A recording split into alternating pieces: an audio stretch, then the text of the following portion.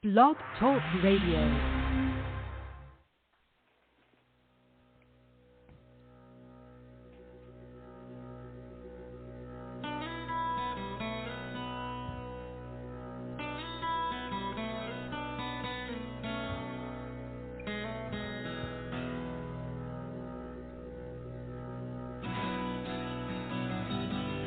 Welcome to Take Two Radio. We are pleased to bring you interviews with people in the entertainment and music industry, discussions and recaps of the 4 remaining daytime soaps. That's The Bold and the Beautiful, The Young and the Restless, General Hospital, and Days of Our Lives, as well as various other shows. For upcoming and previous shows, check take2radio.com. That's with the number 2. And you can find us on Blog Talk Radio, iHeartRadio, iTunes, and other streaming apps. Follow us on social media at Take Two Radio, and thanks for listening. Well, good evening, everyone, and welcome to Take Two Radio. I'm Pam, your host, and tonight's going to be a great night. Wouldn't you say, gang? Yes. Let's show some enthusiasm. Get it going. Come on. Okay. Don't blow her eardrums out. We won't. We're that excited. I mean, come on now. It's daytime royalty. I mean, I feel like I should have got dressed up. Isn't this I mean, I truth? did. I actually did get dressed up. I mean, this is a special occasion. Like, you know. Hello, everyone. Oh, there we are. Hi. Well, tonight's special guest is none other than the multi-award-winning actress, producer, writer, director, superwoman, let's just say, Cady Mcclain. Welcome, Cady. Yay. Hey, thank you so much for having me. You're welcome. Hi, and thank you for joining us. My pleasure. Did they blow your eardrums out? I hope not. Not at all. I loved hearing all that enthusiasm and positivity. That was great. Thank you. So how's your day going? You called for a hooting and a hollering. And, that's right. Good. That's right. Yeah, you sure did. Well, anyway, the gang's all here. We're happy to have you, and we know we don't have you like forever because we could ask a bazillion questions. Oh, so we'll get right into it. All right. Since most of the questions from my crew are about soaps or directing, I'd actually like to go back to the point of your life where you decided to be in the entertainment world. Were you like 5, 15? Where did this start? Oh, gosh. When I was a very, very little girl, my mother had a dresser in the garage filled with what we called dress-up clothes. And she would hang these sort of filmy sheets, like shears, that you use in over your windows, not the curtains, but these little sort of thin ones called shears, in the trees in the backyard. And so we would put on, my dad was in the Coast Guards, and she had just some wonderful other knickknacks and bits and bobs in that interesting little old dresser.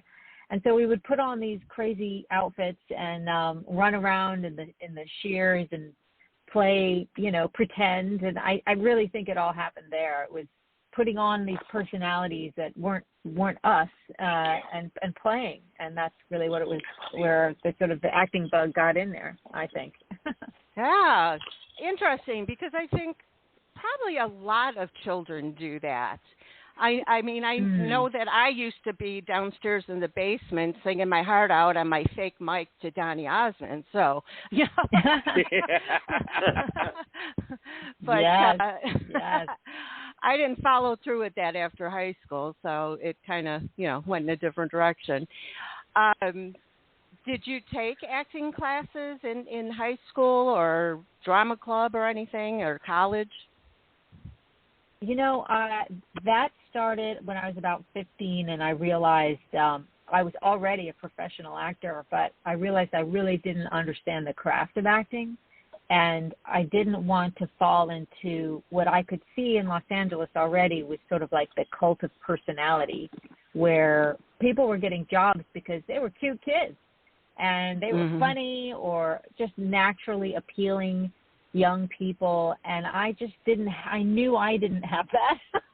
I knew I just didn't have that force of personality, but I did have that ability to put on a character and disappear into a character and do that. So that's when I realized I had to start studying, and it also gave me some sort of knowingness and ability, because, you know, walking into these rooms where you're auditioning for producers that, you know, are people that have a lot of power can be very intimidating. And so if you don't have tools to use and you just think you should be charming, or you know, you're just trying to do the best you can with what you've got, that's a very unsteadying and unstabilizing feeling, and I didn't like that at all. So I was like, okay, what do I got to do? Yeah.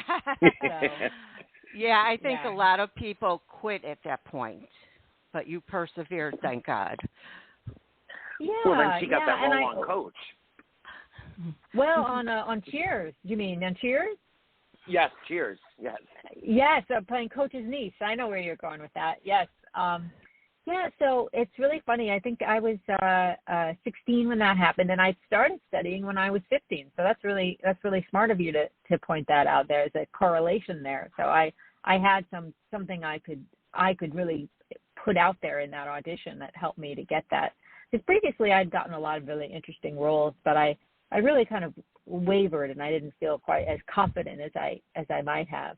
And with that, I didn't have a lot more confidence about what I was doing, and it helped, and it made a difference. And very soon after that, I got a play, and then that play went to an off-Broadway tryout, which brought me to New York, and then I got to study some more in New York City, which was amazing. And soon after, that led to more roles and then to All My Children. So I'm a big believer in studying. Yeah, definitely. Do you feel like it's, you know, I know each person that teaches acting classes has their own way of doing it, but do you feel that different sides of the United States is even a bigger difference, like from California to New York?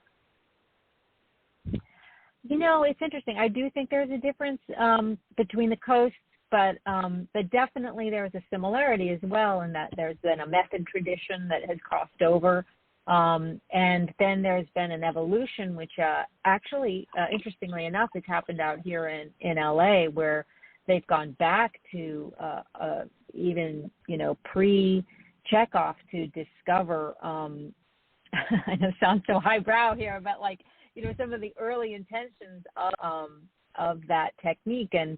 And they discovered, you know, really it is about creating characters. It isn't about pulling up your worst, you know, things that ever happened to you and crying over that or reenacting those experiences. It's a creative, imaginative type of work. And when I came out here and I studied at this place called the Acting Center, it was like I rediscovered the craft all over again. And it really saved me because I was kind of burning out on the method technique. I was like, I really don't want to drudge up this stuff anymore. This is just not fun anymore. And, you're right.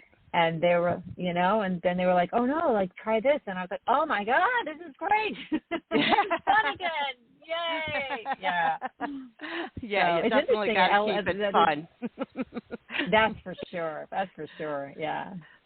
You know, it's funny. I just watched Freddie Smith from Days of Our Lives today on Instagram. He put out a little video, and he was talking about how he brings himself to tears for all those scenes that he had to do on Days and that. And he said that he watched YouTube, like somebody rescuing a puppy, like nothing really sad, but something that made an impact on him that was emotional. And he would watch that about 30 seconds before he had to go live on set, and that would bring him to almost tears. And then when they said, you know, do your scene, then he would just like burst out crying. How do you do it? Is it natural, or is it just bringing up those emotions, like, you were talking about. That's so funny. Isn't it? I wouldn't expect that. I wouldn't either. I mean, it's been different things for me throughout the years, but sometimes in certain things, one of the things that has worked for me is to think about the suffering of someone who's actually, gone through that scenario, people who've actually lost a baby or actually been assaulted, whatever it was or actually, been terribly betrayed. I think about other people, and then I think, well, I can't not do my best because I owe it to them, because they really lived it. I'm just pretending, Right. So if I can do it real enough, it kind of validates their suffering, and I think that's something that I've always wanted to make sure people knew, that I really cared about the real people that this happened to, and I have found that for myself, if I've ever tried it to be me, it just it doesn't work. It just doesn't work. I can't. Sometimes it'll do like some sort of, I don't know, it'll just run through my personality, but it be me. It's just that doesn't work for me. I don't know why. It just doesn't. Yeah. So, yeah. So I think about other people, and that level of compassion that I can have can sometimes just put me in my imagination in that world, Well, whatever works for you, I mean, because you definitely pull it off. We always believed you when you cried. We didn't think anyone was putting a dropper of tears by your eyes, that kind of thing. You could feel your emotion. So we appreciate that. I've also, you're welcome. And, listen, who hasn't had their fair share of suffering in this world? Everybody gets to go through it. And I'm certainly, I've had my allotment and then some. And, so we know, like, if you know about suffering, if you know about sadness, then you can talk about it, and you can be with it and not be afraid of it. 'Cause it's, it's yours, it, that world and that feeling, It's funny. Talking about acting is funny. It's sort of like, if we were talking about the color red or mixing colors or whatever, it would seem so much more real. But talking about emotions, it seems so ephemeral and strange, doesn't it? Yeah. It's such a funny definitely. thing. Yeah. Well, I'll ask you one more question before I set the other guys on you. Guys and gals, I should say. Are we ever going to get any more of Susie Effin Homemaker? Because I just can't get enough of her. Oh my God, love her. I love her. And I know so many others do. Yes. Well, that is very encouraging. I do think about it. Maybe that is what I should do. I started out doing it really just for myself and just for fun. And the reaction was so strong, I was a little scared. And I was like, oh, my gosh, people wanted me to, like, make Susie stuff. And I was like, oh, I don't know if I can do that. But then every once in a while, she'll just sort of sneak out. And I kind of like just dropping her. Just dropping her, like, sneaky. Like, here she is. She's just coming up again. So, yeah, definitely. She hasn't gone anywhere. She'll come back. We're so happy to hear that. Yeah, no pressure, no pressure, but we're waiting. Oh, good. I love that. All right. Well, thank you. You're welcome. Okay, next up we have David. David, go ahead. Okay. Oh, Cady, this is such a pleasure. Thanks, David. My first question to you, and let me see, what did you take from being an actress that aided you to become a director? Oh, that's a really good question. I think the main thing has been knowing what that actor is feeling that I am trying to give a direction to, and realizing that when I was an actor, I liked a very simple direction, making it really clean and really simple, and showing them that I trusted that person could understand what I was saying and would execute it and be able to do that job and do it well, and like showing them that I have confidence in them. as opposed to like when a director would be like, can you do that? And I'm like, hell yeah, I can do that. Step back. What are you talking about? I got this job. You know, like, come on. Like, you know, so I like to show those actors that I'm absolutely confident in them, that they absolutely can do it. It's there. And then they just need to like just add this little color or just lean that way. And you know, or helping them to always know where the camera is, letting them know that I want them to look their best and give their best. And that's what my job is to make sure that they know that I care about their performance. And that's really helped me, I think, and help the actors that I've worked with feel like, wow, she's, you know, she cares. It's not just about her shot or, you know, worrying about time or making sure that the, you know, writer is happy. It's very much about, it's ultimately, if the performance isn't there, then you could have the greatest story in the world and you're like, woof, that guy's a lemon, you know what I mean? Yeah. Why they hire that person, you know? You gotta have that acting going, or else it's all kind of for naught, right? Yeah, definitely. Yeah. Thank you for that one. My second question to you is, which of your daytime roles challenged you the most as an actress, and what did you learn from that experience? Oh, that's also a good question. Well, I think, boy, you know, stepping into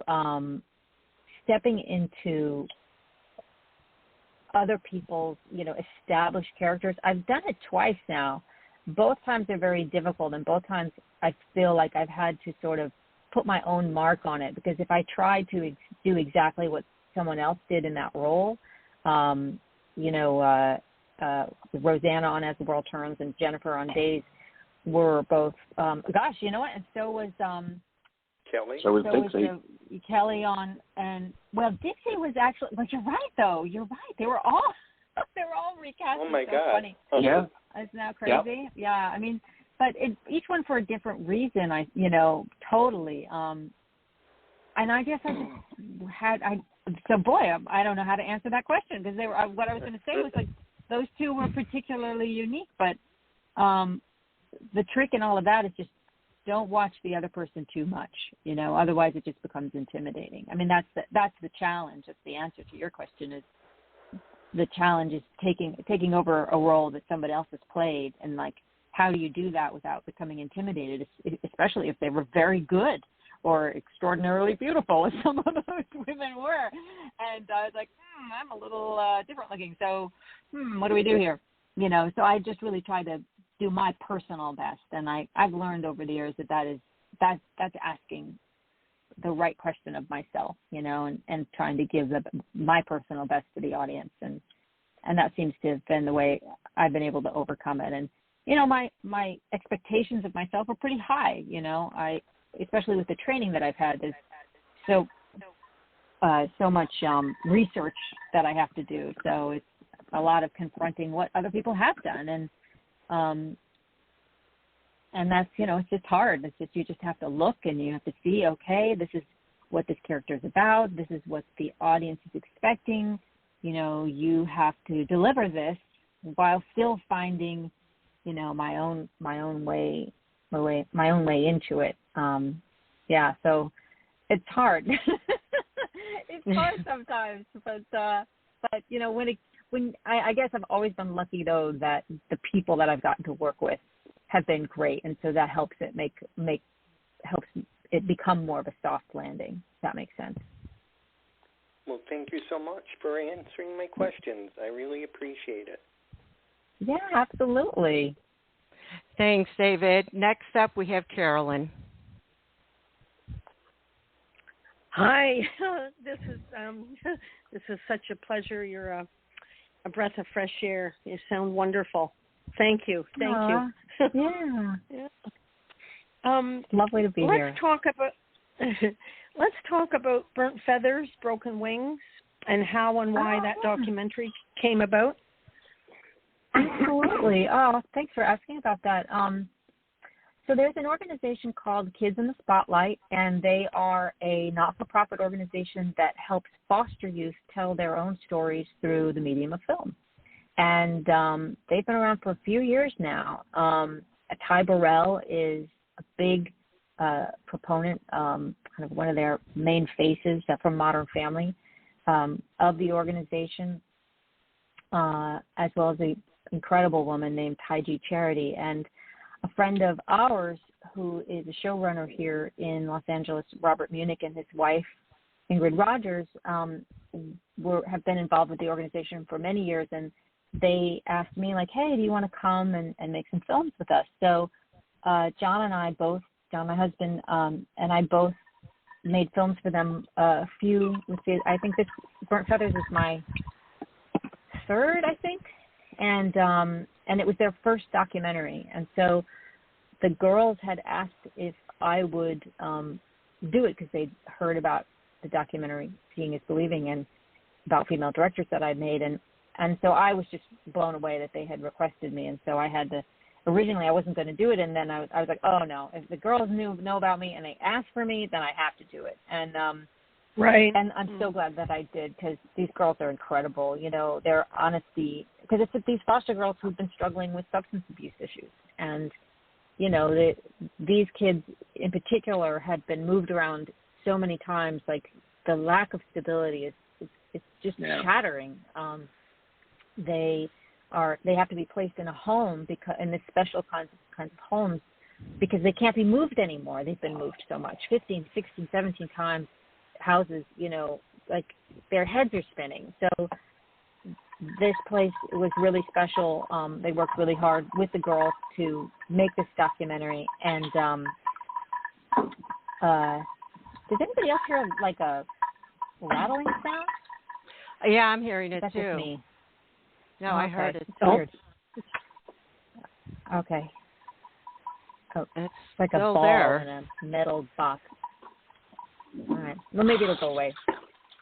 Anyway, these girls were just really brave to put their story on film and to take the time to really write what their lives were like. And so I feel really blessed to have been able to go in there and put it on film. And of course, you know, we shoot these films in a day. So it's go, go, go. But because of working on soap, you know, I know how to move really fast. So we got it, and I'm really proud. It won Best Social Impact Film at the Santa Fe Film Festival in 2020 and Best Short Documentary at the Mystic Film Festival in 2020, as well as playing the New York Independent Film Festival and some others. And I'm just really proud. I'm really proud of it. And the girls are doing really well, and that's really like the whole point. It won all of its categories at there was a Paramount Studio screening, supported screening, and it won all of its categories that year. And you know, to see the impact on these girls, you know, how proud they were to have made the film. I mean, it changed their lives. You know, it impacted their sense of self, and I just loved that. That was just beautiful. It was beautiful to be a part of and to see. I'm just super grateful that I was able to be a part of making that happen. So rewarding. Well, you're warm and engaging, and I'm sure one of the main things was to gain your trust. For sure. And you know, one of the ways I did that was to bring in a camera before we started filming. So we had several rehearsals or just even discussions where they could touch the camera, they could look behind the camera and see the other girls shooting, just to make it like a very familiar, like a pen, you know, or a piece of paper or a typewriter or a computer, you know, like here's a camera. And the cameras can be very intimidating, and I know I was extraordinarily intimidated by cameras for much of my life, and until I learned about like ways to make that camera my friend and or to have a kind of communication with the camera. And so I tried to do that right away so that they wouldn't feel so intimidated. And then just to make the whole experience fun, you know, and get them all rooting for each other. And they did that, and that became really special. Yeah. Wonderful concept that, and getting them engaged probably made a big impact on them. Yeah, I think so. You know, one of them wants to be a writer, which is great. She's in junior college now, which is so awesome. And you know, just that much, you know, is so great, as well as the confidence, you know, just a sense of like, I can be seen, I can tell my story, you know, I have something to say, and it can be heard and heard and received well by the world. Like, I don't have to fear how people are going to receive me. They're going to celebrate me. They're going to support me. This is a good world. There are good people in the world, and they want, you know, that they want these kids to do well and not to just suffer, you know, or just, you know, say, oh well, I'm just, you know, too bad for me, you know, that's it, I'm done. Started out bad. I got a rough ride.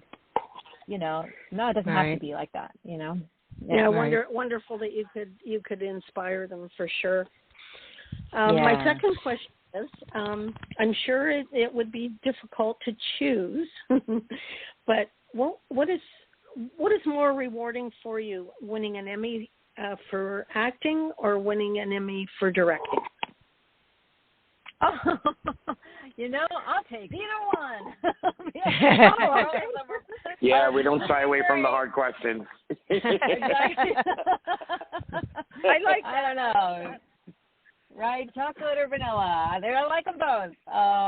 You know, I have not won an Emmy for directing, but I've been nominated. I wish I could say that I had won an Emmy for directing. But okay. Yeah. The just being nominated, though, I have to say, did not suck at all. At all. Okay. I think it. Yeah. There's so much work that goes in, you know, and when you get to be chosen by your peers, to just have that nomination, it's just like you're just being put. The community is saying, you're one of us. We are lauding that, you know. And I always say the nomination is the win. You know, it's so hard sometimes. There's so many great performances, so much great work. You know, which one to get to the win? It can be so many factors go into that. Right. So, which is harder. That's what I say. Which is harder, acting or directing? Which one is harder? It depends. It's so much about circumstance. You know, it just depends. I think directing is harder only because you never stop. Like when you're the director, you're going all day long, and you have to. It's like running a marathon. And fortunately, like I always say with soaps, you know, they are the most. Like it's like when people say it's like being in the Army or boot camp or something like that. When you're a front burner character, it is exactly like that. I mean, I remember time on World Turns where I was first to be, my scenes were first up in the day to be shot, and our shoot time was 8:30 a.m. Oh, brutal. So I know, like in the movies, you know, sometimes they're shooting in the middle of the night, but we go year long, so it's different. You know, it's like the never stop. And so I remember, you know, we got our blocking at 7 a.m. There was no change on that. And you had to be in hair and makeup by 8:30. And they didn't bring your wardrobe to your dressing room. And where the room where we got the blocking was like all the way on the other side of the building, which was like 2 blocks long. So I had to run from the blocking 2 blocks to pick up my wardrobe, back a block to get it on to my dressing room, then down the stairs to hair and makeup. And by the time I got to set, I mean, I was just panting. It's like, and then like pull yourself together, dry your face off, and act, you know. And there was very little dress rehearsal. We had a dress rehearsal and then tape, and oh my God, it was very challenging. It was crazy. Now we know how actors stay in shape. Yep. Exactly. Oh my gosh. Well, thank you, Carolyn. Yeah. Sure. Thank you for All asking. right. That's fun. Next up, we have Anthony. Anthony? Yeah. No. Hey, Cady, how are you? Good. How are you? Good. So we've actually met twice. Once in the Staten Island Mall, and I was bawling I was about 17 years old, bawling like a child. and you were so gracious and wonderful. And both times that I met you, you stayed until the very last person got their picture taken, their signature, and I think the fans out there should know that every time, you're out there doing your thing, supporting the shows, you've always been absolutely wonderful. And when I was bowling, I remember you said, "Do you want a hug?" And I was like, "I can hug you?" It was one of those moments. But I have two very soapy questions for you. And the first is you've been very honest and out there about your relationship with John. Obviously, As the World Turns was the catalyst for the beginning of that. And I think, our listeners out there would love to know, when you watch John, especially, on General Hospital, do you ever have cringeworthy moments when he's Ryan, or do you ever have those moments like, oh, my God, that's why I fell in love with him when he's Kevin? Oh, that's so funny. That is the most adorable question. I was going to say my cringeworthy moment was when he and Maura were kissing, as I think it was Ryan, my God, yes. and him, and I was like, oh, that's how you kiss me? No. I can't. What's that? And I was like, no. But that was hard. That was hard because it was so romantic and intimate, and so they loved each other so much. But at the same time, I love those two together as characters. I really thought that they were going to make Kevin and her Ava a couple, because I was like, why wouldn't she fall for Kevin if she fell so hard for Ryan? I mean, they got a lot in common. Right. But they didn't go that way. I just think Maura and John as a couple, as a soap opera couple, are just magical. I mean, I love watching them in a scene. I'm always like, sometimes John comes home if he's on, and he's like, oh, yeah, I watched. I go, wait a minute, you watched? You have to wait for me. I want to watch this. I want to see everything he does, every moment, every twitch, every twinkle, every turn. I just enjoy it so much. He's so good, Yeah. Well, as a soap fan and a commentator, I absolutely have to thank you for being as open about, yours and John's life and all the things that are you outside of the soap world. We really have a full 360-degree picture of you as a person, and we really love that about you. So my second, thank you. First off, I have to say, stepping into a character like Jennifer on Days of Our Lives, someone who has defined that role. And yes, there was one other person who stepped into the role for a short period of time. But, stepping into that role, it was absolutely courageous, and you made it your own. So having said that, most of the roles that you've taken in daytime have actually been roles that you had to make your own because someone else put a little bit of a stamp on it before you. Can you tell us what your major daytime roles mean to you today? And if you want to tease us a little bit with where you think they might be today, we wouldn't shy away from that as well. I love it.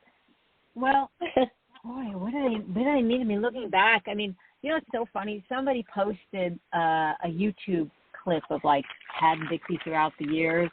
And, I watched it recently, and I was just so proud. I'm just really proud to have been able to deliver performances, with Michael. Those years with Michael, I mean, we worked so hard, and we wanted to be so good. We wanted to be the best.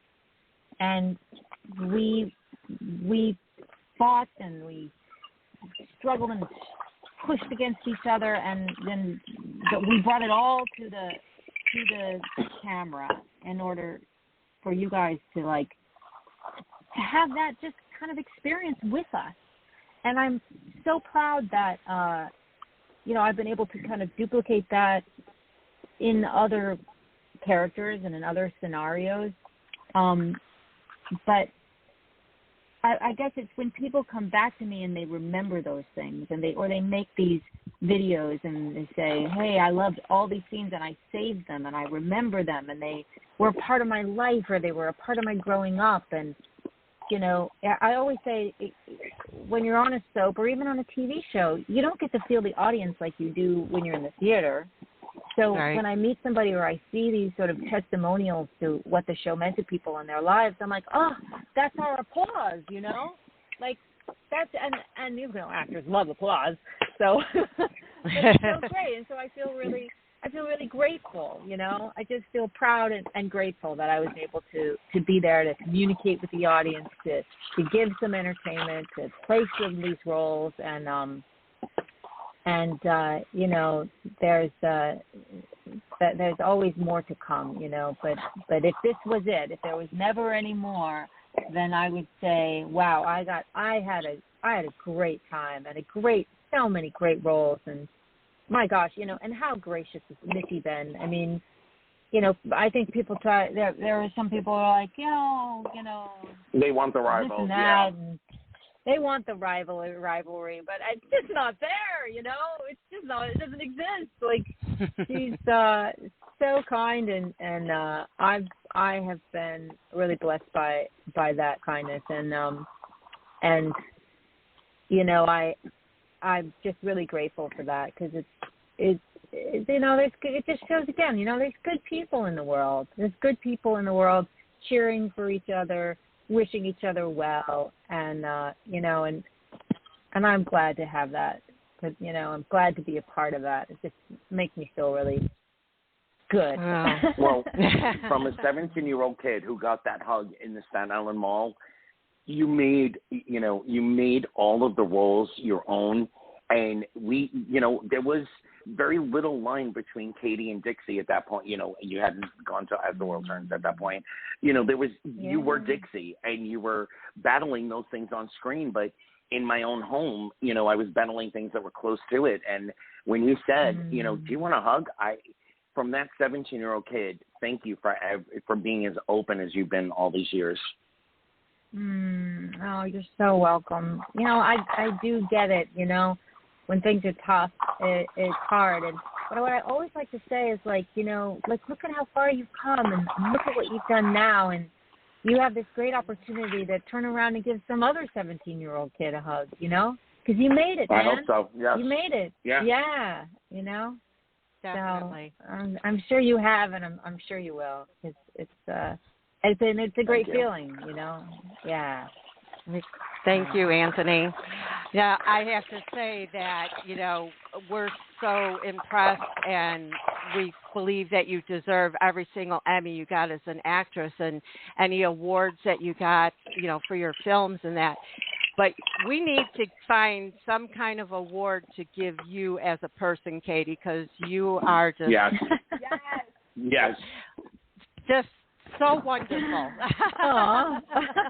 You're so sweet. Oh, well, you know, I have my award. I am married to an incredible man, and yep, you know, and he is just a great person. And you know, I guess the award you could give to me, and it would be to just keep on supporting John on General Hospital and giving him shout outs, you know, because he just deserves a lot of love and a lot of recognition. He's a quiet guy, you know.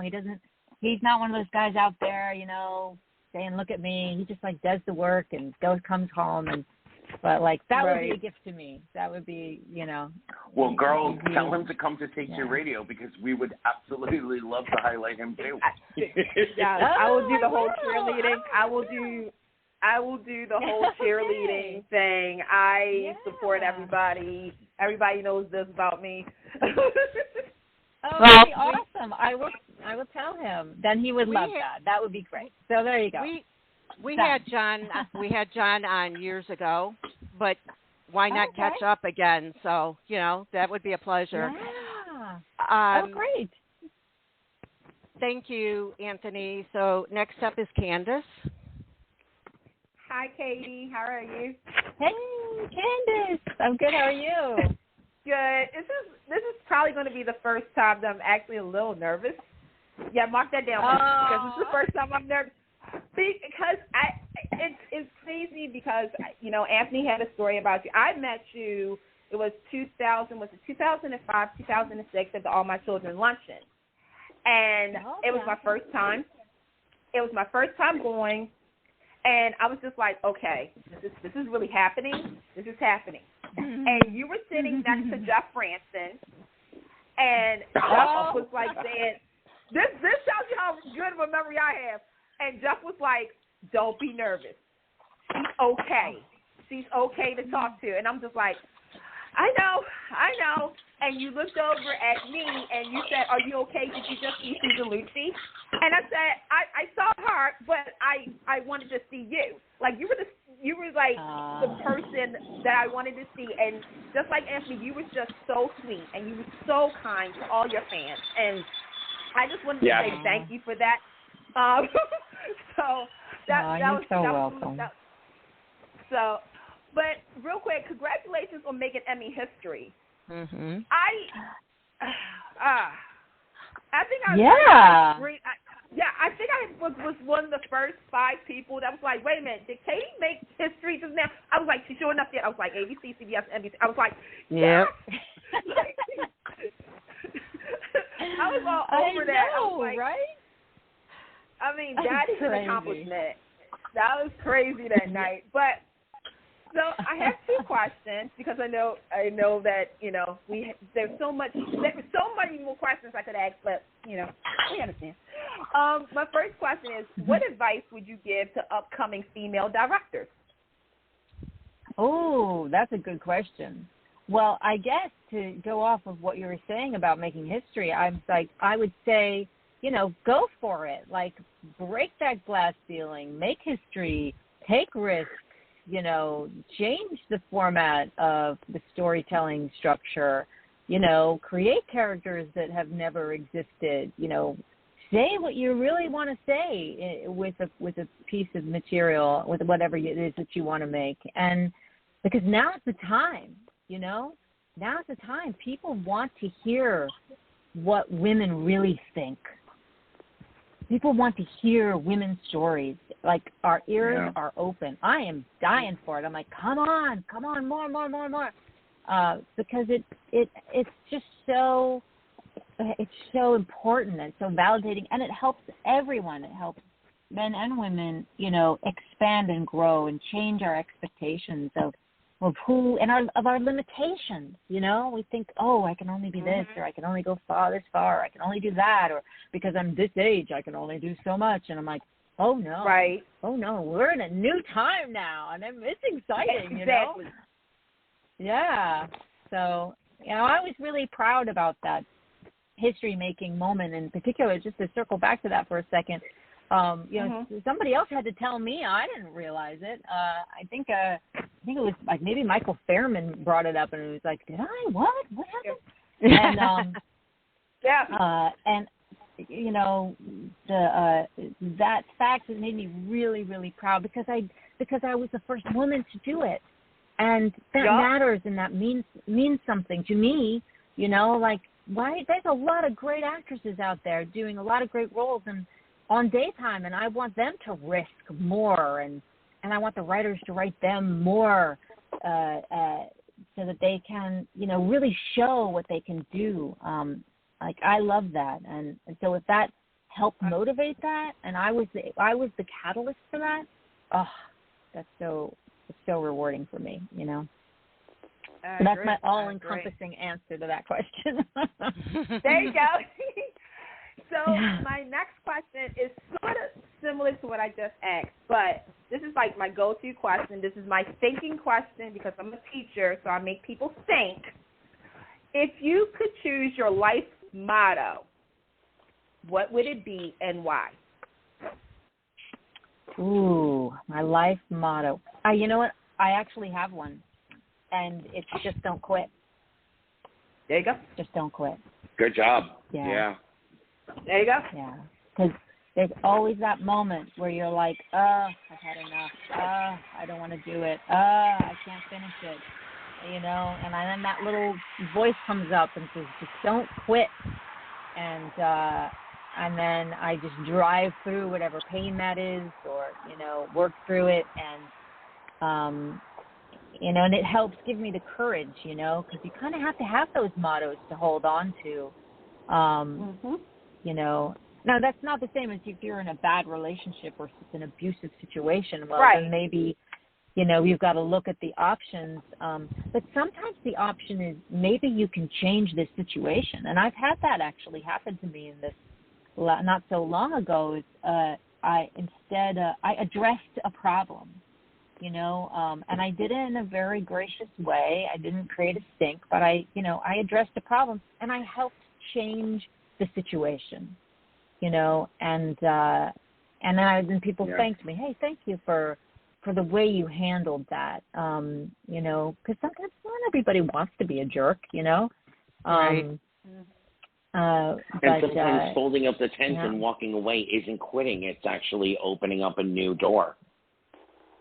Sometimes that is, Sometimes you just realize, this is not good for me, and there's too much bad vibes in this place, and I just gotta go. I gotta go someplace else where there's more support and there's more kindness and there's a better overall environment, and where I can thrive and grow.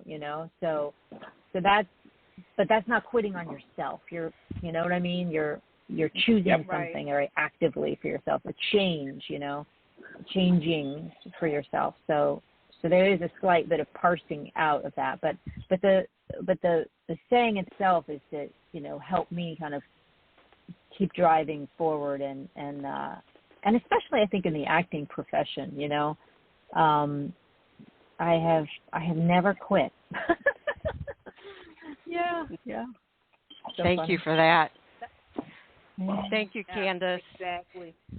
You're welcome. Okay, now Will couldn't be here, and I have a question from him for you, and he wants to know, what elements do you look for when directing a project? Oh, what element when I'm picking a project? Boy, it's changed over the years. It all kind of has depended on where I was at that time, and I really, however, do tend to find myself drawn to projects or roles where there's something unique about them in terms of structure, and I think, or something surprising that you wouldn't expect, and that is, for example, like performance art, or I've done some of that in New York, and I like that kind of work.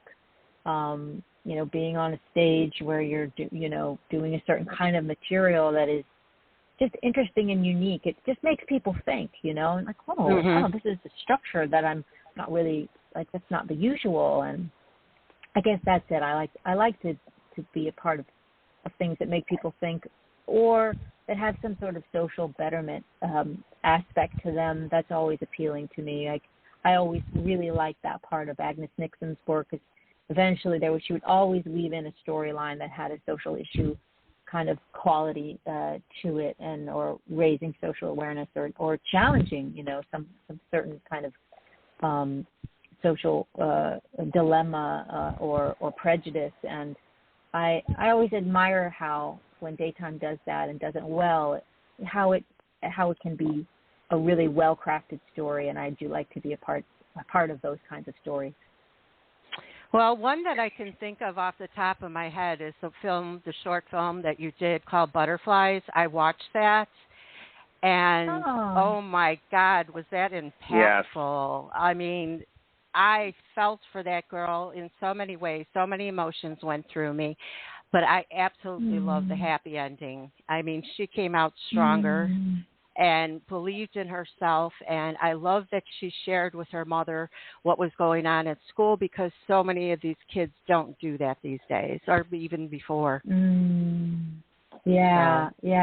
Well, a lot of credit goes to the young woman who wrote it, and I mean, it was her story, Carlotta Summers. She really did a beautiful job in terms of bringing all of her aesthetic and creativity to it. Hold on a second. I get spam calls. Like, why are they bothering me? Sorry about that.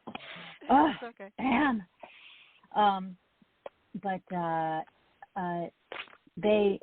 So that was really great, and I also got to work with a DP that I had hired for 2 of my other shorts, and so I got to give him this opportunity to DP his first short narrative, and I love doing that, and it's just sort of my kind of, I don't know, I like to give people their first chance, and it feels really good, and they really appreciate it, and then we just have a really special experience together, and so I'm very proud of that film, and I know a lot of young people today are struggling, and social media is still can be a really great arena, and sometimes can be really challenging in terms of the harsh words that people can use, and that can be affecting young people, and so I thought it was an important story to tell, and that she claims herself, and she hangs on to herself, and she fights for herself.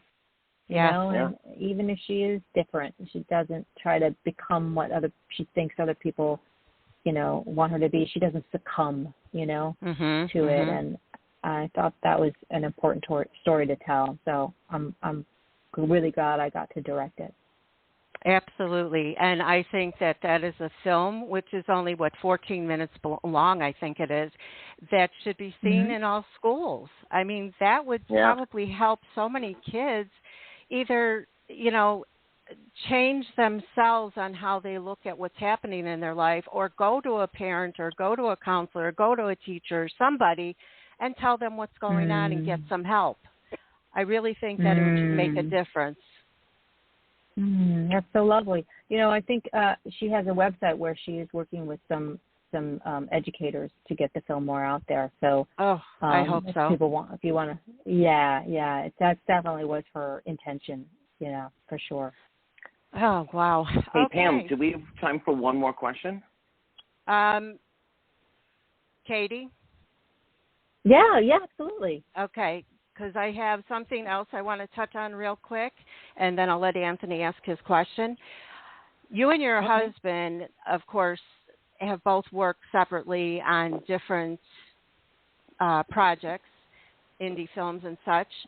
But one movie that you guys worked together on was How We Got Away with It.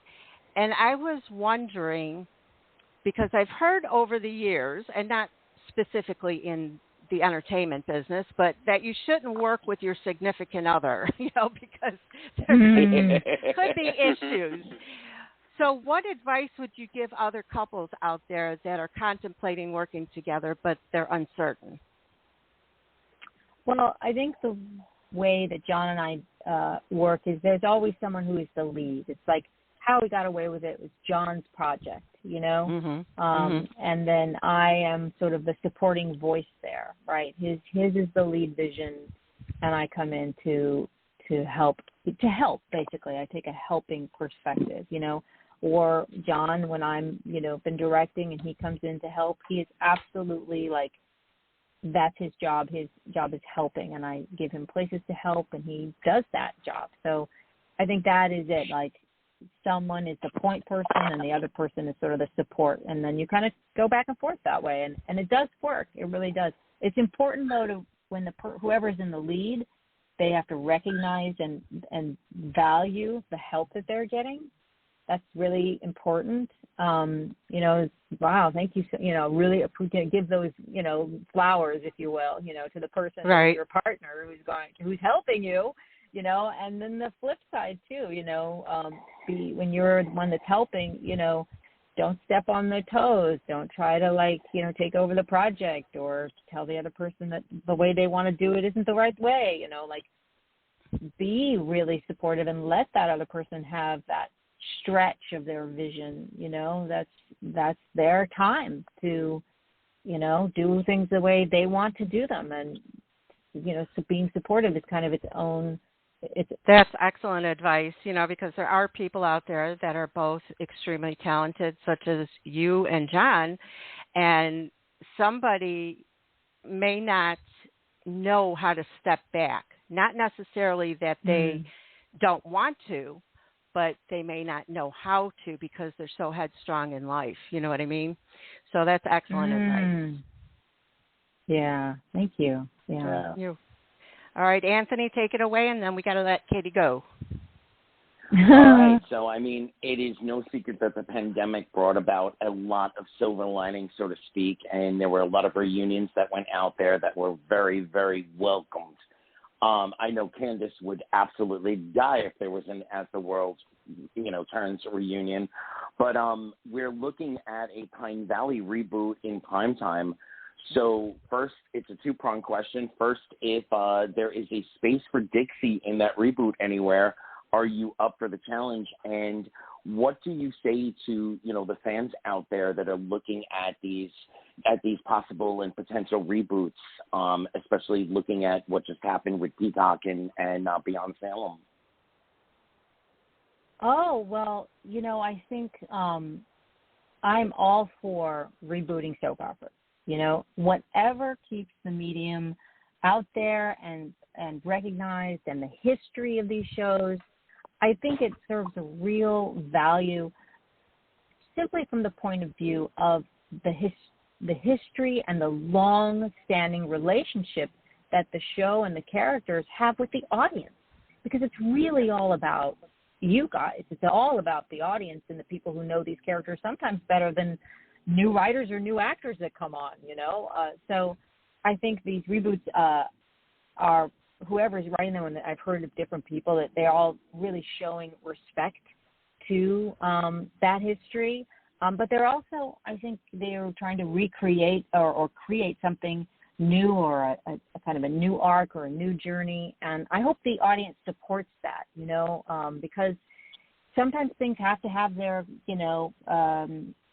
I don't know if you want to call it an awkward beginning, or, this sort of beginning where you're like, hey, this doesn't look like the show. This is new.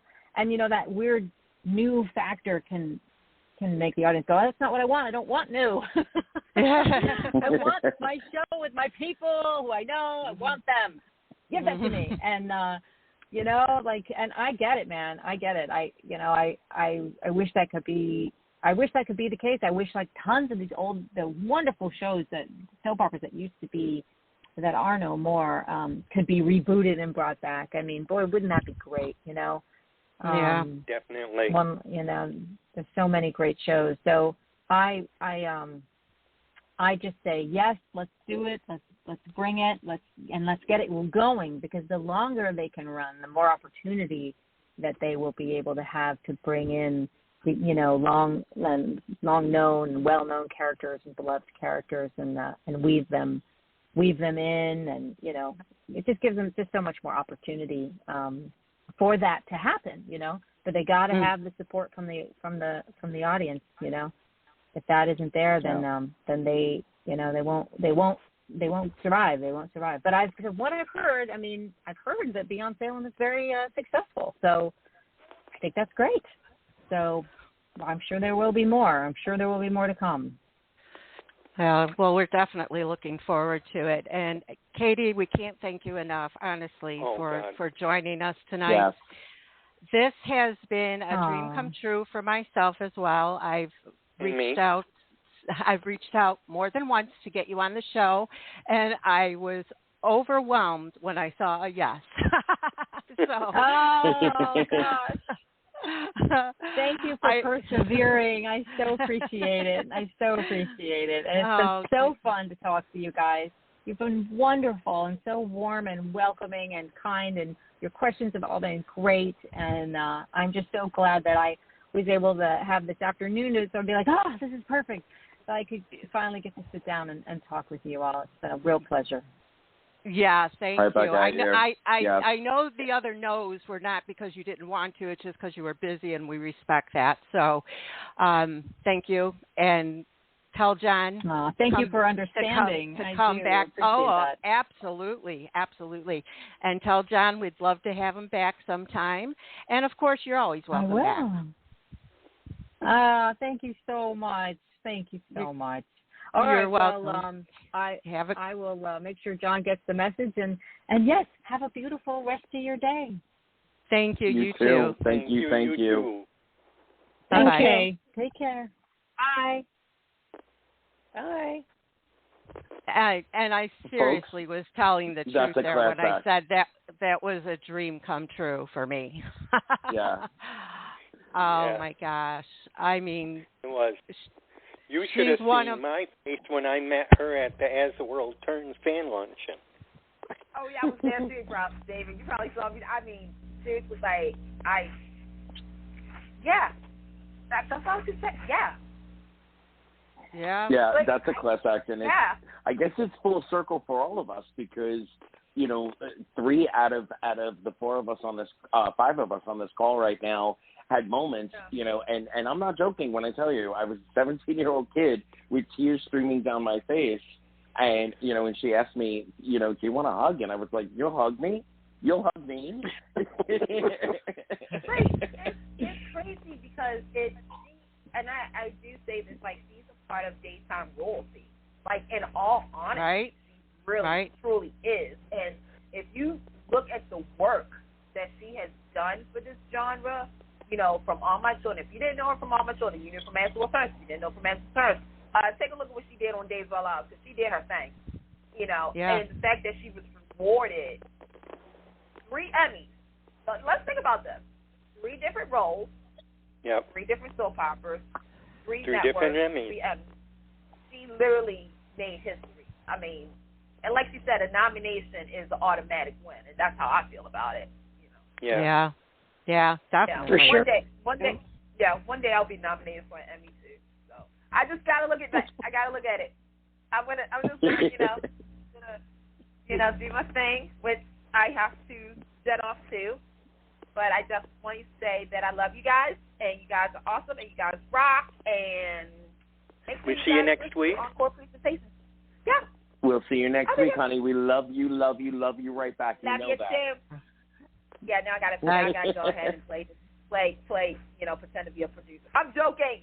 All right, love you guys. Love you too. Candace. Bye. Bye. All right. So I've got to ask the question. Yeah. Beyond Salem, was it everything? Yes, we talked about it last time, and we wish you would have been here, but we understood why you couldn't be. We loved it beyond loved. It was incredible, and we want more. We do. So everybody out there, thank you so much for, a couple of people who listen to the show sent out some condolences and reached out to me personally. So I just want to say thank you for that. The love and support from my friends and the listeners of this show meant a lot to me. So I know you guys did speak about it, but I just have to put my stamp on it. First and foremost, the ultimate amount of congratulations to Sony, Peacock, the producers, writers, the actors, the crew, everybody that the production value was incredible. The writing was incredible. The acting was incredible. And so, this is part of what's going to keep Days of Our Lives on the map. It's what's keeping it socially relevant. And I just have to say, there are 3 other shows on the major networks, CBS, ABC, open those eyes, take a look. The amount of chatter on social media, the amount of fan enthusiasm to see old characters come back in a relevant way, to see the history being so paid attention to. And the new idea, it was an old storyline that was repurposed for something that, you didn't have to know the Alamains. You didn't have to know the history of Billy Reed. But, when it all came together, it was so well done. And, I just wanted to put my stamp on it. And thank you for the love and support that you guys gave me last week. But my God, Beyond Salem, kudos. Absolutely. They could have done it with all original characters that are on Days now, But for them to bring back Lisa Rinna and Charles Shaughnessy, who we haven't seen in a while, even though, yay, he's on GH, but we only saw him, once? You know, and then also to bring in Zach Tinker as Sonny. And I don't know, because I did not want to read anything on social media, because I was thoroughly impressed with Zach did with Sonny, the character of Sonny. It was natural for me. And do I miss Freddie Smith? Of course. I mean, he's always going to be Sonny to me. But Zach Tinker did an excellent job with it. And then also Adrienne Franz and her husband. Oh, my gosh. Bailey. I know. I just, what their part in that beyond Salem cracked me up. It was so funny, and they just seemed like the perfect couple to do that. It was so funny.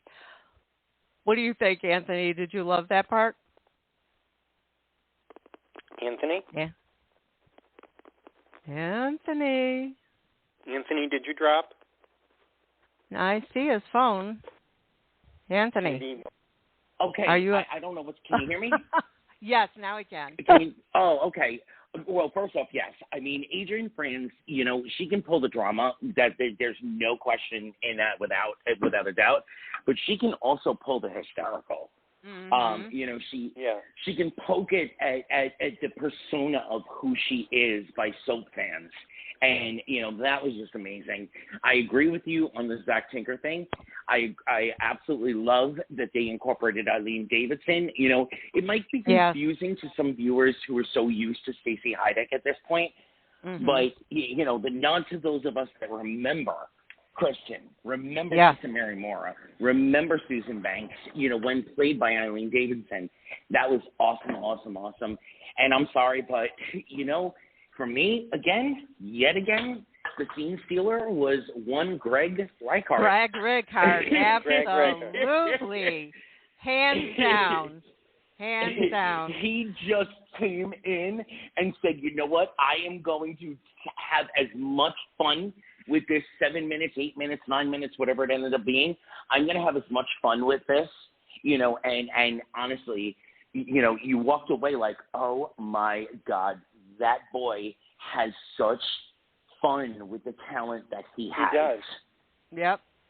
He really does. He's definitely one of those characters that you hate to love because he's, you know, always trying to con somebody or trying to make out with somebody, and it's always somebody's boyfriend or husband or whatever, you know, but he's so funny. I mean, he's just so funny. It's almost a complete different character from what he plays on The Young and the Restless. Young Restless. Yeah. Yeah. But you know, Pam and David, I know, you know, you've been covering this medium for a very long time. Do you know how fearless he has to be to put that out there the way that he does? You know, he like Cady was saying before, like you there's a point where you kind of have to just let go and let whatever the writing is for, you know, let that tell the story and whatever personal feelings you may have. And we spoke about this with Laura Wright 2 years ago. Sometimes, you know, they look at the page and they go, oh my God, who would ever believe this? But if they go into the actual acting out of those words on the page with, oh my God, who's ever going to believe this? Then no one's going to believe it. It's when they commit to, you know what? I'm going to tell this in the best way I know how. And when he was, I just was just so blown away yet again with how he, you know, he just lights up the screen. And you love to kind of hate him. You know, Nell Benson, Chloe Lanier. You know, there were only, you know, a handful of people that you hate. You absolutely hate, but you don't want to see them off your screen. You want to see more and more of them because even though you hate them, they make you feel something. They push you forward. Right, yeah. Exactly. What about you, Carolyn? Yeah, that's what I was able to say Queen. I'm wondering, what's the word on the street? Are they going to keep the series going? Has anyone heard? How is it going to have more? I don't know. We haven't heard. This is not official. We haven't heard anything. This is not official at all. But what I heard was that this was a trial, basically a trial run. And if the ratings, which it seems to be that they have gotten the numbers that they were looking for, that they would produce two side piece limited run series a year for the next 3 years throughout the life of the contract of Days of Our Lives.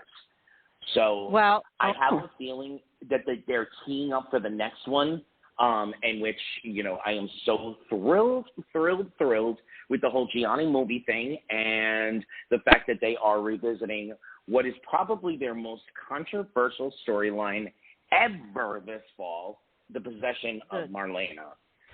So let's hope that the ratings will give us maybe a Gianni producing the movie, 5 episode limited run, in a couple months. Well, I think that's where some of the fans are getting confused because they think that it's going to be on like the days, our regular days, but they don't realize that they're planning that for the next Peacock. I think that's no. So we can definitely rest, we can rest those fans assured right now. This was a limited run series. It's a beginning, middle, and end.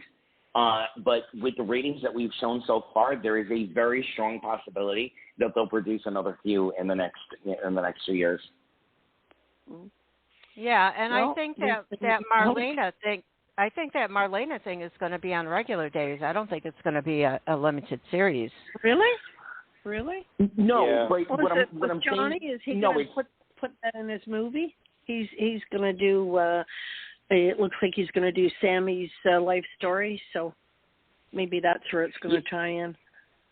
Yes, but what I'm saying is hopefully with the popularity and they got the ratings they were looking for, that they'll, build a limited series around the actual making of the movie or, there's so much rich material to take from. There's so many storylines right now that they could morph into something. This was, completely, it was so well written. It was so on point with the history of Days of Our Lives, but also with the characters the way they are now. They didn't step out of Salem into Beyond Salem and go back to a version of the character that they were before or, something that we've never seen before. They really paid homage to the history and the arc of the journeys that these characters have taken. So just imagine when it's time to actually film the movie, a 5-episode series of who's going to play.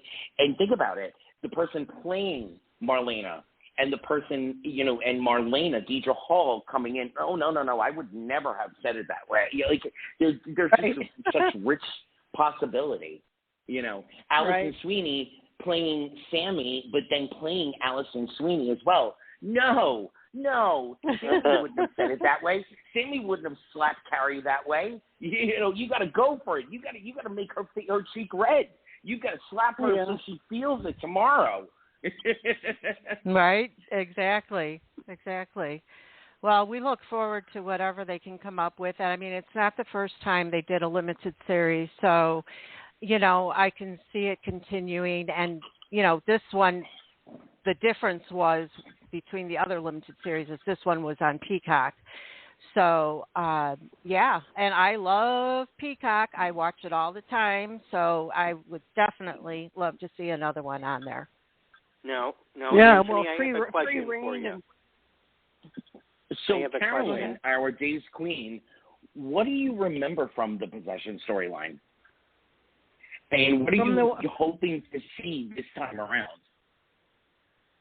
Well, let me tell you this, okay? When that Possession story was going on, I was not watching Days of Our Lives on a full-time basis. I would watch it when I would go over by my friend's house because that was her story.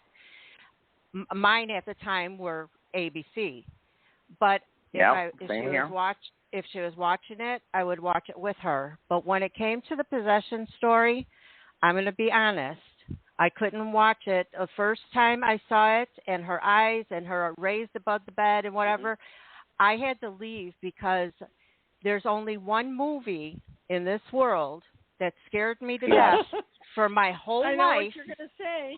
And Rosemary's Baby. No, and that was The Exorcist.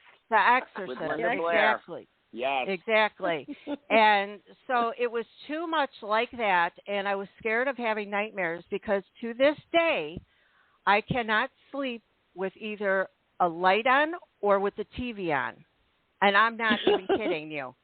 And that's a billion years later after watching The Exorcist. I don't watch commercials about it. Nothing. So I'm very leery about what they're coming up with that, but I know it's going to be great for all of you people that like that kind of stuff. Oh, how about you, at Carolyn? the time, it was the only thing that was on because OJ was taking up the screen, and Days was the only. And Days was the only soap that was running during that time. And that's and right. if you look at the ratings at that time period, who was watching OJ, and there was a marketed drop at the 1 o'clock hour, 12 o'clock hour for those that have Days of Our Lives at 12 o'clock. There was a marketed drop in the viewership to the O.J. Simpson trial that people were literally turning away, saying, okay, I can come back in an hour, and it's probably they're still going to be asking the same damn questions, but I want to see what Marlena and John are going to do today. Well, I think it'll be more popular today because I don't know, all the young kids they're into all that gory stuff. They love it. There's something to be said. Many people, including actors that have come on this show, have said, Passions was way before its time. It was storytelling that the world just wasn't quite ready for. Same thing with Port Charles, honestly. When they went to that 13-week cycle of story arcs. The anthologies. Yeah, it was before its time. If those two shows were on right now, they would be ratings blockbusters. So kudos to Days for stepping out and saying, you know what, this is the perfect environment. The world right now is ready to receive this storytelling again. Yes, absolutely. I mean, whatever draws the viewers in, they need to do. So we need to draw viewers in. I have a feeling that Days of Our Lives has probably gotten a lot more viewers since their Beyond Salem thing, or even not just new viewers, but old viewers that quit watching for whatever reason. Yep. Yeah. Yep. And they came back to see what's going on. And I have a feeling, and if we're here in 5 months and I have to eat some crow, I will, fry it up in the frying pan. But I have a feeling that they're going to throw the money into it this time. The one thing that I had about the possession storyline the first time around were the effects were very, very cheesy. The story was so great that you almost didn't notice how bad the effects were at that time. But if you look at a storyline like the train wreck on General Hospital or the earthquake, the money that they put into making us feel like we were there wasn't there the first time around with the possession storyline. So I'm pretty sure they're going to throw the money at it that makes us feel, like we're in an Exorcist movie. And if not, I will eat crow 5-6 months from now and happily, pour some gravy on it and take a bite.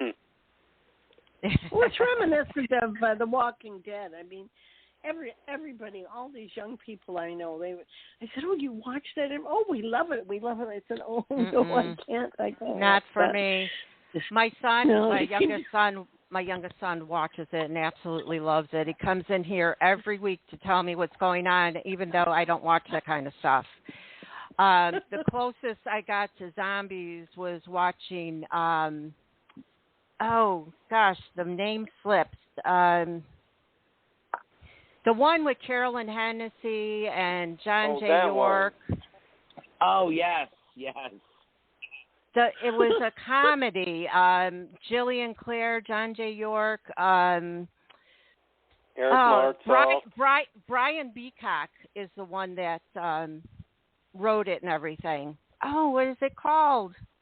Nobody remembers. Help me here. I have it. I can't even remember. Where's that Sabina Flynn? She knows. All right. Well, while we're searching our memories for that, Carolyn, one more question for you. Did you absolutely love all of the cute little references between Jackie and Marley Gibbs? Oh, wait, stop. It's called Acting Dead. I just remembered. Oh, Acting Dead. Acting Dead. Okay. Yes. Acting Dead. Yeah. That's Close as to far as I Walking got Dead. with zombies. That was good. It was funny. Go ahead, Anthony. Sorry. No, I was just asking Carolyn, did she absolutely love the little Easter eggs that were thrown in between Marla and Jackie? Oh, yes. You saw that. When are they going to bring her back? I want more of that. She's great. Yeah, me too. She's great. Yeah, she was great. Yeah. Can you believe she's in her 90s? Yeah, I saw that. Yeah. She's doing. Oh, yeah, hard to believe. Really well. Yeah. Yep. And she just got her star on the Walk of Fame. Is it? Yes. Yeah. Yep. And I was really surprised. I was very surprised by that. I thought she would have had one by now because she surely deserved it. Yeah. Oh, my God. Florence. Her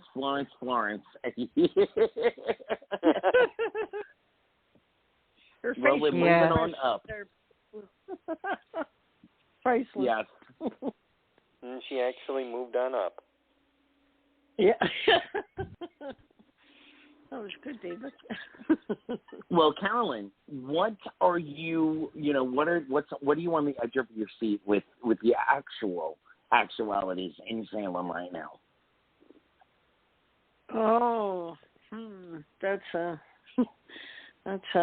hard one. I kind of like to know your input, because you're kind of getting used to days now. Are you liking the storylines? Are you liking what's happening? Anthony? For the most, I'm enthralled. I really am. But unfortunately, I think I'm in the minority on this opinion. I'm so done with Gwen. I think that they've written this storyline. Yeah. They've written her into a corner where I just don't care anymore. I don't either. They pulled Matthew Ashford off contract. He's now back to recurring. Right. I honestly, I think that the character of Jack, they have used and abused over the years so many times, and we're back to a point where we're disgusted with him. We just don't care about Gwen. I do hope that Jennifer coming back into the picture will evoke something that takes us away from this stalling that we're in. I have to say I absolutely loved. I know this is round number 3 of this storyline, Young and the Restless, General Hospital. But I love the beats that they're playing with Julian and Doug.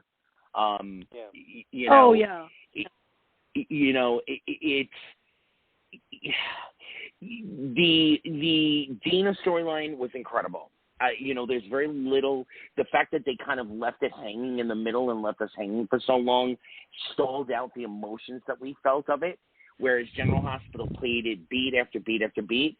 So between those two storylines, General Hospital was the clear winner as far as consistency is concerned. But you're talking about a couple that has graced our screens for over 40 years. Yeah. Right. On and off, all the trials and tribulations. If they do what I think they're going to do with this, they better this not. Is going they to better be, not. Mm-mm. No. I know what you're thinking. Like, they better not. Well, what do you think they're going to do, Sam? What direction do you think? I don't think they're going to kill him off quickly. I think they're going to force all of the stages of Alzheimer's. Again, I give tremendous credit to the Young and the Restless and General Hospital. I think that they both did a really good job with the storylines. Young and the Restless, I'm sorry that you made us wait so long in the middle and then brought it back up when we kind of didn't care anymore. But I think that they both did a really good job with this. But you're talking Doug and Julie. Right. We're gonna. I am really hoping that they play every beat. before they actually before they kill him off, basically. Yeah. Yesterday he was tested, and it doesn't seem like it's Alzheimer's, but I think they're going to touch on the elderly and dementia and their personality changes. Like, did you see it today? Yeah, I did. See it. Oh, I haven't seen today's, and I don't mind if they go in that direction. The only thing that will kill this for me is if they somehow tie it into the demon possession, and he's like sidebar possessed, or there's some weird funky brain tumor, or somebody put a chip in his mind. Like they did with Carolyn. Yes, exactly. But they did something with Carolyn's. It started off. Yes. Carolyn, yeah, they tried. Like I said in the last one. Yes. Yeah. Carolyn's started off as an Alzheimer's story, and then later on they found out it was really not Alzheimer's because Bo had to find the cure for it. So it wasn't Alzheimer's; it was something else, because she had those visions and those premonitions. So Carolyn's didn't end up being an Alzheimer's story after all. Right. And then it kind of fell off. I think they've learned their lesson with going off the charts that way. And I think that this might be the reparation to what fans were expecting with the Caroline storyline. And again, I hate to say it, but as far as the 4 soaps that are left on network television, Days of Our Lives is pushing the envelope more than far more than any of the other 3. They're taking the risks. They're rewarding the audience, and they're taking the risks. So I really do hope that they hit every beat with the storyline. And, it's Doug and Julie. There's no other couple, maybe Nikki and Victor, Edward and Lila are gone. There's no other couple on Daytime right now that could tell this storyline with the emotional impact that not even Victor and Maggie? No. Not Victor and Maggie, and Pam, I think you'll agree with me when we all know that the Victor and Maggie storyline is cute, and we love that they've come to terms with who each other are. But the fact that Victor's true love was Caroline for all those years, we still kind of feel sitting with Maggie as runner-up. Yeah, I agree. Yeah, I agree. The history of Doug and Julie it spans 4 decades. Yeah, the longevity. Yeah.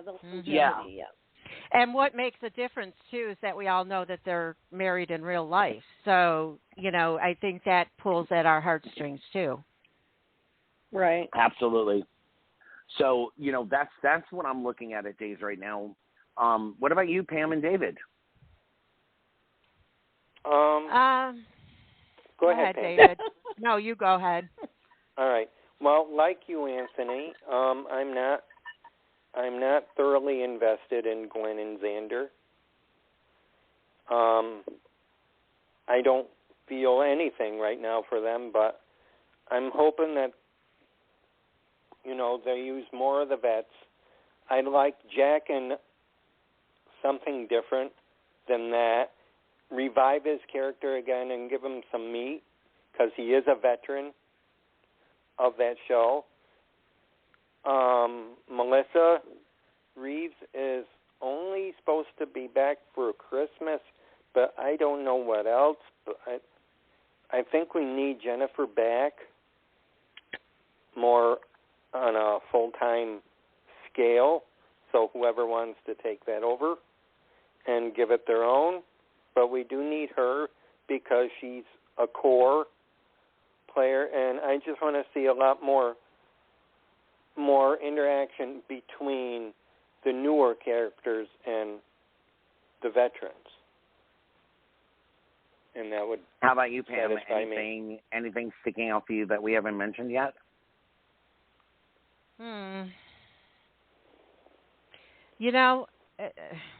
I don't know if you'll agree with this or not, but after watching Beyond Salem, it's almost like a letdown to go back to regular. Yeah, because it's just not doing anything for me at this point.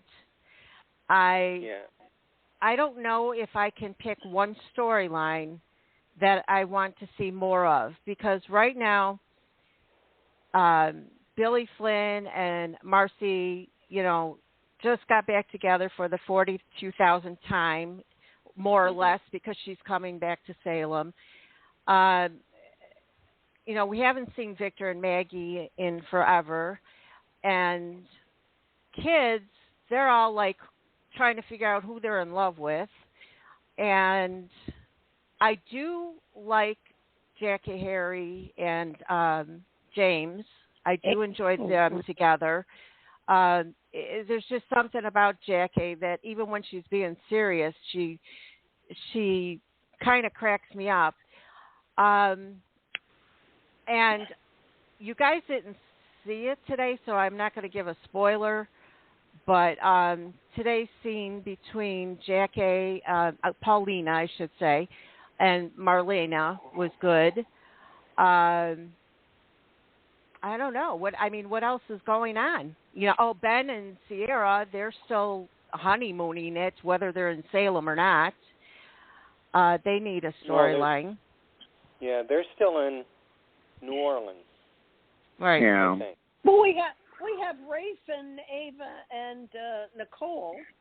A couple of months ago, Candace and I were very hot and heavy on this whole triangle, but they let it linger too long. And they only threw in beats, when there was nothing, when they needed to fill a couple of minutes worth of storyline. So at this point, I think most of the fans, myself included, have lost the momentum for this to mean anything. I remember when Nicole was apologizing to Roman, and I thought, okay, you know what? If she takes this and she now kind of grabs her, virtual balls, so to speak, and hits up Rafe for what she's feeling, and hits up Ava for who she's been in the past. But they let it linger too long, so now the momentum is kind of gone. Well, they're going to drag it out, and Rafe's going to be he's in love with two women, and that it could get juicy. But you know what's going to end up happening? I guarantee. Mark my words, and we'll come back in a couple of months and revisit this. They're going to drag this out. Rafe is finally going to make a choice, and then we're going to find out what happened to Sammy. And Rafe and EJ are going to be either together to try to rescue her from wherever she is, or a race against time, who can get to her first. And whatever woman he chooses is going to feel the whole backlash of Rafe can never fully stop saving his damsels, including Sammy. Mark my words. That's where the storyline is going. Well, I've already posted on Instagram and on Facebook. I know who kidnapped Sammy. Oh. Yes, I know. David saw it, you'll but enjoy it. I saw it. Carolyn didn't, and Anthony, I'm sure, didn't, but it was Brennan Elliott, because they're making a Christmas movie together. That's very, very cute. Very, very cute. All right, so we're looking at time issues, so why don't we hop over to Genoa City real quick? And David, fill us in on the last 2 weeks in Genoa City. What do we need to know? Oh, boy. Well, the baby's here. And I think Mariah is, I think, going through a little postpartum. Mm-hmm. And are you up to date with it, Anthony, or no? I am, yeah. Oh, okay. I'm sorry. I got to be honest. Of the four left, of the four on network television, I'm so disappointed right now. But go on. Okay. So I guess they're going to hire a nanny for the baby, and she wants all that. But I don't think that's going to satisfy Mariah. But, we got on the other front, Ashland came halfway out and admitted who he was. Well, not really. He hasn't said who his name was. Yeah. He didn't say who he was, but why he did all that. And I don't think that's everyone a made is up. amused. I just think that's a made up story because it's too much like Victor's, and he's trying to get on Victor's good side. Thank that's you. A good point. Yeah. Well, you see how Victor backed off. Yeah. But do you think Victor thinks that? No, that it's made. I don't. That, no. No, go ahead. No, Anthony. I don't think. No, I don't think Victor thinks that right now. I think Victor is so caught up in making sure that the legacy isn't hampered that he's not looking at all the pieces that are moving right now. Right. Mhm. Yeah, absolutely. I gotta say, I'm so done with Adam. I'm so done with Sharon. And everybody that listens to this show knows that I am a huge Sharon Case / Sharon Newman and all the other names that she is fan. Mm-hmm. But I'm so done with them. I'm so done with Jack and Phyllis. I'm so done with Victoria. It's just there's but very little. I want Jack and Phyllis back together. That has always been my favorite pairing versus her and Nick. But don't you feel that it's so lackluster? Like it's almost like there's nothing else on the canvas, so let's just kind of revisit this. Yeah, I do. And I'm not even saying the writing. They've done that with Nick and Phyllis how many times too? Jack and Phyllis they've only done once, am I correct? Twice, but twice. Twice? Twice, yeah. Okay. There was the whole, they loved the first time, the whole Summer, who was Summer's real daddy, and then they revisited it again when Jack and Phyllis got together. It started with Michelle Stafford, but then continued when Gina Tognoni was playing Phyllis, and they revisited the whole who was Summer's baby daddy, et cetera, et cetera. So they've been together twice, and at this point, it just kind of feels like I think they missed. I think they dropped the ball. They should have went with the Jack and Lauren chemistry a couple of months ago. They should have definitely run with that. Well, who else I think that they should have hooked him up with, and I really thought it was going to happen, was Eva LaRue. Yes. Oh, God, yes. Yeah. That would But have unfortunately, Eva did not want a full-time contract. But that would have been amazing. Oh, she didn't want a full-time contract. Okay. No. I didn't know if it was that or if they only wanted her for a limited time. So, but yeah, to me, I was rooting for that, but obviously that didn't happen. And Nate and Brittany's character, what's her name? Elena. Nate and Elena, they've got to do something. They're just like, oh, I got to work. Oh, you're my boss. Oh, I'm tired. I got to go home and go to sleep. They need some action. And then also on the flip side, Brighton's character. I'm sorry. I have to say this. They invested so much in the Kyle Summer storyline that, we didn't get the payoff that we needed. And we were so invested that now that they're not on screen, right? The other characters have been so secondary at this point that there's no momentum for anyone else. No, they've got to kick it into gear with something. Yeah. The little bit that I watch of them, they need some fresh blood in there. They just need something different to kind of stir everything up because it just keeps going. It's the same old. Yeah, and that was what Ashley was supposed to be, and yet, you got rid of Tara, and I understand storyline dictation, et cetera, but that was the only thing that was interesting. They painted themselves into this corner, and everybody's so stale, but there's not really anything exciting going on. Yeah. Yeah, that's right. There's And that baby story, that kidnapping of Mariah took too long, and then to have Stitch back for that to be the ending was so disappointing. Right. So disappointing. Exactly. Exactly. So there's nothing standing out in my brain right now. I'm over Billy and his always getting into everybody's business. I understand he's a quote-unquote reporter or whatever, but, just get off of it for now.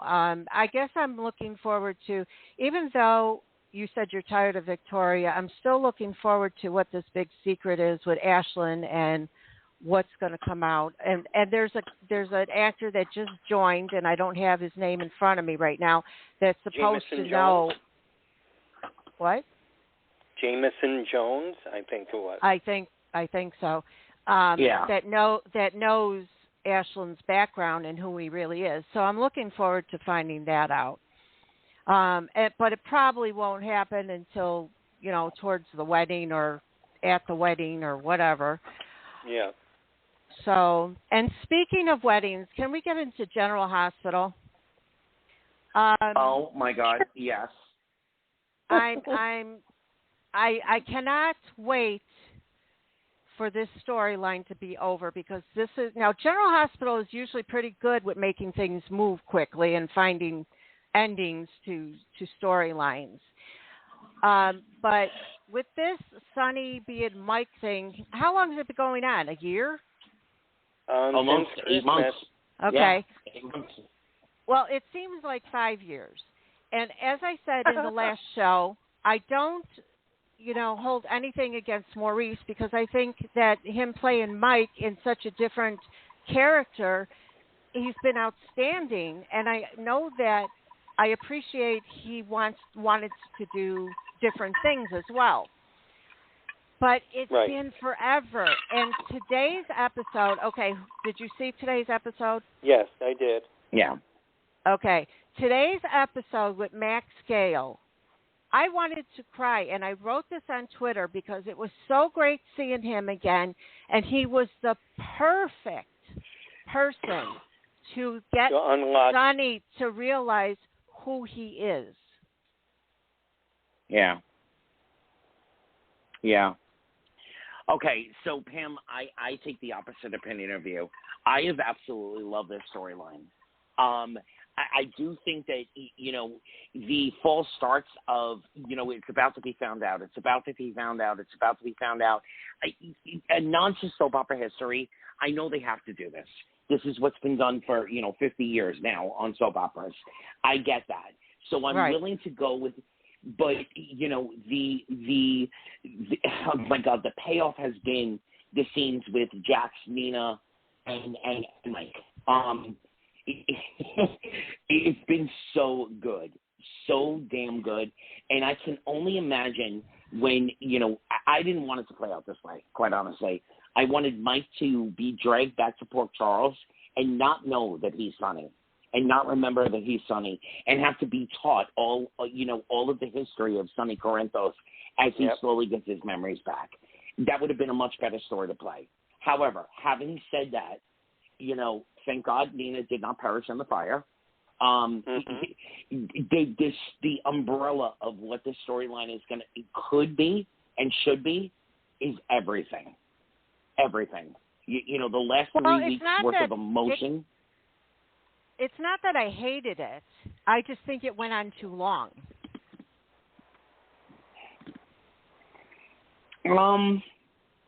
I think for those of us that have bought into what soap opera storytelling has been for the last 8 years or so, yes, you're absolutely right. For those of us that remember the Ice Story Princess line, the Ice Princess storyline, et cetera, we remember when it took a year and a half for a storyline to reach its full storyline arc. And oh my God, I remember one. I'm kind of loving that. And maybe it's because of how they do the storylines these days so quickly that I've gotten used to the Yeah. I've gotten used to it, and then when something goes on forever, it's like, are you kidding me? That could be. You know, I see where the producers want with the chemistry between Sam and Dante. I don't feel it in person. I don't feel Anna and Valentine. I wanted to feel them. I thought it would be explosive. I don't feel it. I don't feel Finn and Elizabeth. I wanted to feel that as well, but I don't. I don't understand who this Austin is and why they made that decision. But I'm still trying to hold out and see. The only things that I'm living for at General Hospital right now is what's going on with Victor, Liesel, Scotty. What's going on. You know, I'm in the minority on this as well, but I absolutely love the scenes between Jason and Carly. You know, when she admitted what she admitted, you know, and he fell right in line.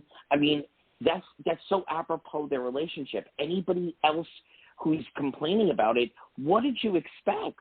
This is exactly what they've been all this time. Only now they're finally going that third final step and saying, you know what, it's not just best friendship. I have the potential to love you, and I need to know that you'll try to love me back. We've been waiting for this for 20-something years. Yeah, I don't remember him ever admitting it then. No, they never did. I am one of those complainers. I don't like it, and I can't wait for Sonny to come back and get back to Carly or whatever he's going to do. I do not like Carly and Jason together because it's been a billion years since they've been together as partners, let's put it that way. And now they seem more like brother-sister to me. And it grosses me out when they kiss. You know what, Pam? I so can completely respect that. I am not taking anything away from what you just said. However, you know, there is something to be said for the character development that they both, all the things that they've both gone through, and now that the one piece that was always standing between them is removed from the situation, they can finally look at those feelings in a truer way than they were ever able to do before. And get, you know, it was Sonny that was always, you know, actually it was Sonny and Jax, if you really think about it. Because when Carly distanced herself and got away from Sonny pre-marrying Jax, she was done. She was completely done. There was an opportunity for her and Jason at that point. But Jax came into the mix. And Jax couldn't stand no one could. None of Sonny's partners, none of Carly's partners, you know, and none of Jason's partners could ever understand the bond between the three of them. And now that not even Sam. Not even Sam, exactly. And the one piece that's taken out of the chessboard, it finally gives credence to them being able to say that next layer of things that they could never say to each other. I get it. I understand it, and I understand people that like it. I just can't. I ask Carolyn how vocal I was last week about that. Oh. You didn't know. That was Mike and Nina. All right, so let me ask you and Mike and Nina too. Yes. Can Nina be?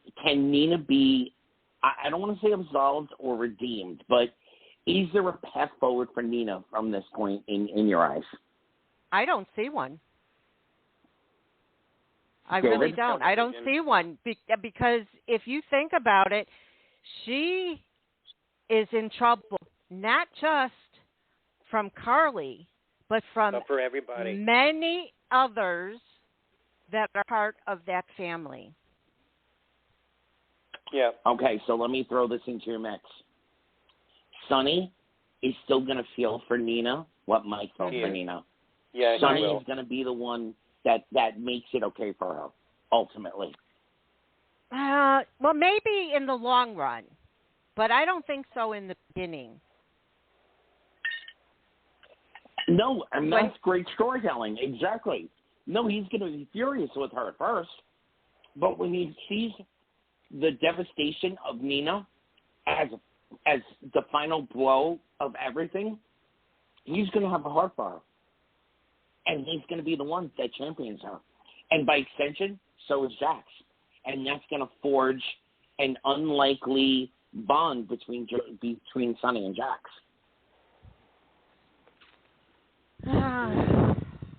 Maybe. What is this rumor about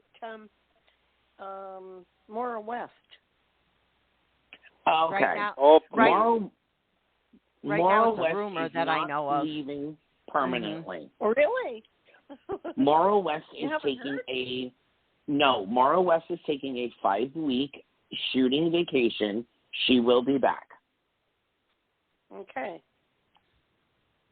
Yeah, But because a lot of people are upset thinking that she's leaving for good. Yes. No. Yes. Maura Week will be off the canvas for 5 weeks. That's all.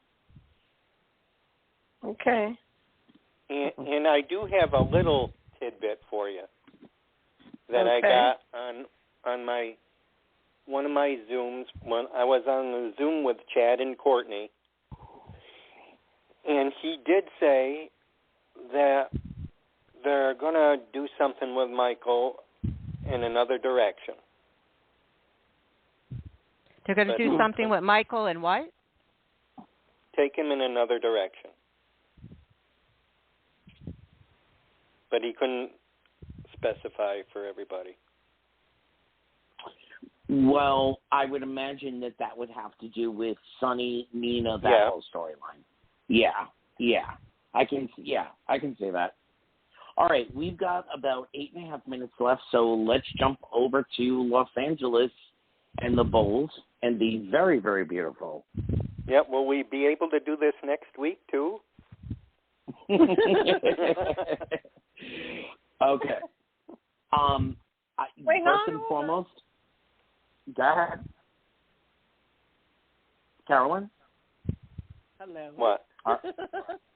Okay. Well, first and foremost, this is the Sheila storyline that they should. Well, let me rephrase that. The carefulness that they're putting into the Sheila storyline is what they should have done 4 years ago when they brought Sheila back. When she was first there, yeah. Mm-hmm. Yeah, they're making everybody wait. So she's gonna be hot and heavy this time. This time around? Is it better? It's a little better. Let's say it's much better than her last time because the last time left her a waitress, and you didn't see her. You didn't see her full throttle. Well, from what I just heard, Sheila is going to uncover a secret that we have not seen on screen that ties into the Quinn Carter storyline. And when Sheila gets a hold of whatever information, it's going to rock the whole entire canvas. Sheila is about to blow up every storyline on the canvas. So I am eagerly anticipating when this starts to drip out. Something that hasn't been on yet? Yes.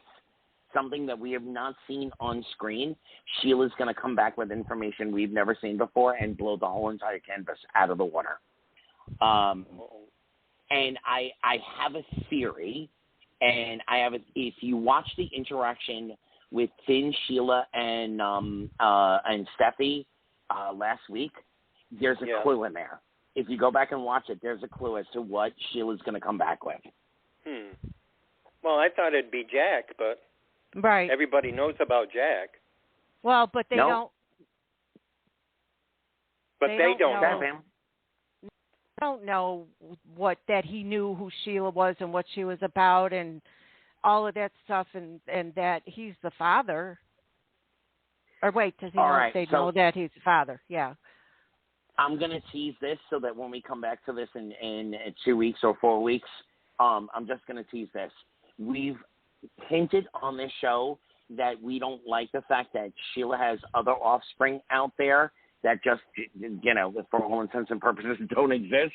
Well, Let's talk in about 3 weeks. That's all I'm going to say. Let's talk in 3 weeks because the Bold and the Beautiful universe is about to be completely flipped. And we're going to see Sheila. We're going to see the Sheila that we all love to hate. That's good. That's good. Yeah. She was classic.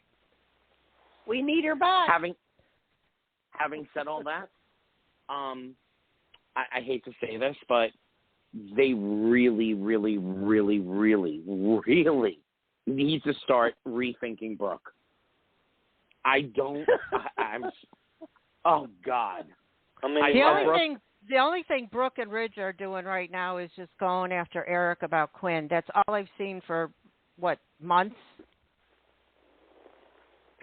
Mm-hmm. The one thing that the Brooke character, up until this point, with one or two slight exceptions, is she's never really been a hypocrite. She's always called it like it really is. At this point, she's like Liz from 5 years ago on General Hospital. Right.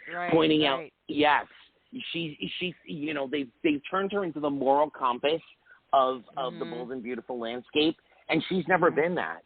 And so, when we look at her, it's like, ew. I don't like you anymore. And I've rooted for you for, 25 years, 30 years now. Yeah. I mean, with her background, she shouldn't be able to say a word about what Quinn does. I know. Oh, my gosh. I mean, and she's been with all the Forresters. At least Quinn's only been with Eric.